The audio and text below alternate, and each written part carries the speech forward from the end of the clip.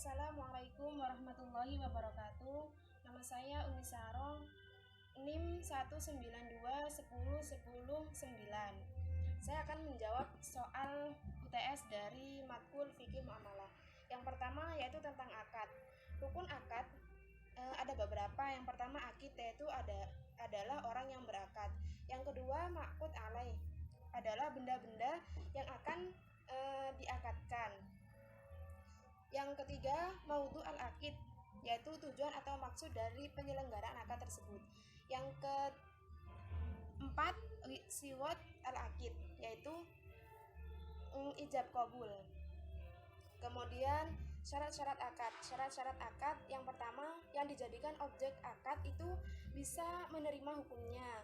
Yang kedua, akad tersebut diizinkan oleh syara, jadi tidak melanggar. Yang ketiga, janganlah akad itu akad yang dilarang oleh syara.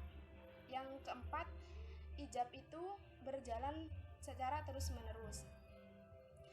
Terus kemudian ijab dan qabul harus bersambung, sehingga bila seseorang yang berijab telah berpisah sebelum adanya qabul, maka ijab tersebut menjadi batal. Yang B, jawabannya adalah maka akad menjadi batal karena rukun adalah hal yang harus dipenuhi. Jadi kalau misalkan tidak memenuhi rukun dan syarat, maka akadnya menjadi batal. Yang C, macam-macam jual beli. Macam-macam jual beli berdasarkan disebutkan harga dasar atau modal. Itu ada beberapa. Yang pertama, jumlah jual beli benda yang kelihatan, yaitu pada waktu mengerjakannya barangnya itu tampak. Yang kedua, jual beli yang disebutkan sifat-sifatnya dalam perjanjian, yaitu jual beli salam. Yang ketiga, jual beli yang tidak ada serta tidak bisa dilihat, yakni jual beli yang dilarang oleh agama Islam sebab barangnya tidak pasti atau masih gelap. Yaitu untuk macam yang barang pengganti, yang pertama itu ada bai al-muqayyad, yaitu jual barang dengan barang lazim atau disebut dengan sistem barter. Yang kedua, bai al-mutlaq, jual beli barang dengan barang lain secara tangguh atau menjual barang dengan saman secara mutlak. Yang ketiga, bai al-sorf, yakni menjual belikan alat pembayaran dengan taman yang lain. Yang keempat, bai al-salam, dalam hal ini barang yang diakadkan bukan berfungsi sebagai mabi, melainkan berupa dain atau tangguhan. Yang bagian C, waktu penyerahan barang dan pembayaran. Yang pertama ada akad jual beli yang dilaksanakan secara lisan, yakni akad yang dilaksanakan oleh kebanyakan orang. Bagi orang bisu bisa diganti dengan isyarah yang merupakan membawa alami dalam penampakan kehendak, dan yang dipandang dalam akad ialah maksudnya gitu. Jadi kalau orang bisu itu bisa dengan menggunakan isyarahnya. Kemudian yang B, penyampaian akad jual beli melalui utusan perantara tulisan atau surat menyurat.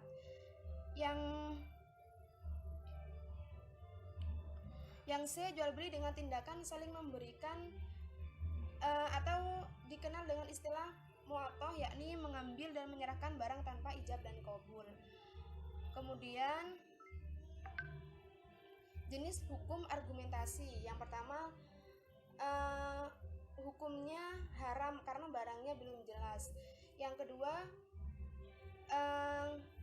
khiyar tadi itu hukumnya wajib agar terhindar dari penipuan dan dusta. Selanjutnya, penjelasannya itu transaksi jual beli yang dimana seorang nasabah datang kepada pihak bank untuk membeli komoditas atau barang tersebut dengan sistem murabahah, yaitu membeli sesuai dengan harga pokok yang kemudian ditambah dengan keuntungan yang disepakati. Pada dasarnya boleh, kecuali terdapat atau melakukan hal-hal yang dilarang, maka dalil atau perintah melarangnya. Itu penjelasan tentang jual beli yang sebenarnya boleh sehingga ada dalil yang mengharamkannya. Kemudian prinsip-prinsip syariah. Pertama, muamalah pada dasarnya boleh atau mubah. Kemudian yang kedua, muamalah yang dilakukan dengan tujuan kemaslahatan. Yang ketiga, menetapkan harga kompetitif. Yang ketiga, meninggalkan intervensi yang dilarang. Yang keempat, memberikan toleransi. Yang kelima, jujur dan amanah.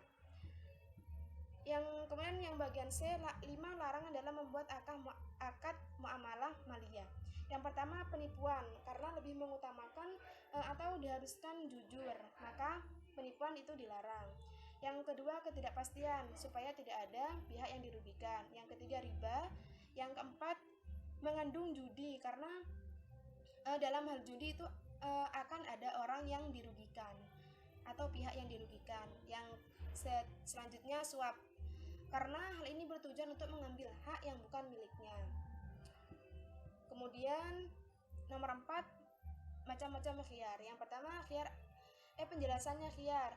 Khiyar adalah bolehnya memilih antara dua, yaitu meneruskan akad jual belinya atau membatalkannya. Terus macam-macam khiyar, yaitu ada khiyar majelis, yaitu khiyar yang ditetapkan oleh syarak bagi setiap pihak untuk melakukan transaksi. Yang kedua, khiyar syarat, yaitu khiyar di mana para pihak yang melakukan akad jual beli itu memberikan persyaratan bahwa dalam waktu tertentu mereka berdua bisa memilih meneruskannya atau membatalkannya. Khiyar aib, yaitu merupakan hak pembatalan atas jual beli dan pengembalian barang karena adanya kecacatan dari barang tersebut. Kemudian khiyar yang seorang pembeli untuk membatalkan suatu akad tetapi atau melangsungkannya ketika ia melihat objek akad dengan syarat ia belum melihatnya ketika berlangsung akad atau sebelumnya ia pernah melihatnya dalam batas waktu yang kemungkinan telah jadi batas perubahan atasnya.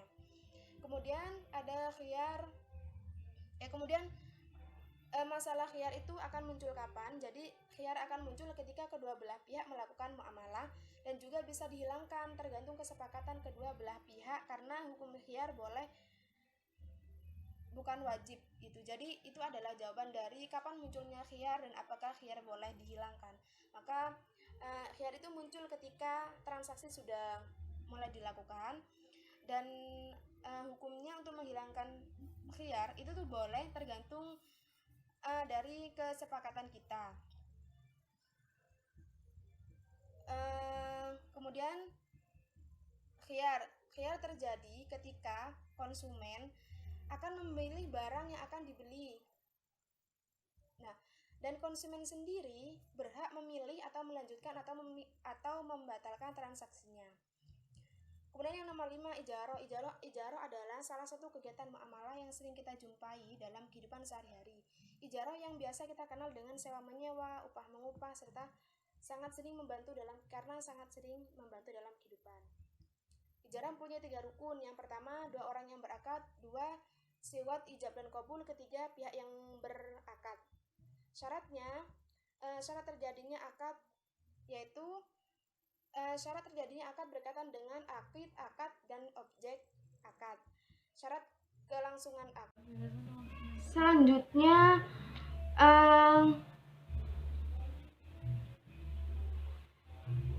syarat terjadinya akad. Yang pertama, syarat terjadinya akad itu berkaitan dengan akad dan objek akad. Yang kedua, syarat kelangsungan akad yaitu disyaratkan terpenuhnya hak milik atau wilayah kekuasaan. Syarat sahnya ijaroh yaitu harus dipenuhi beberapa syarat yang berkaitan dengan akad maupun sewa upah dan akad sendirinya. Terus syarat sahnya ijaroh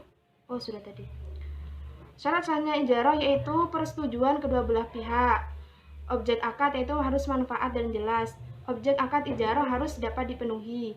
Manfaat yang menjadi objek akad harus bermanfaat dan diperbolehkan oleh syarak. Yang kelima, pekerjaan yang dilakukan itu bukan fardu dan bukan kewajiban orang yang disewa.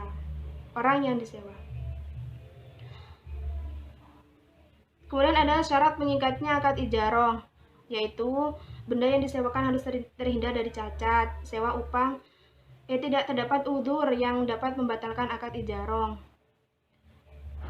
Kemudian praktek ijaroh pada masa sekarang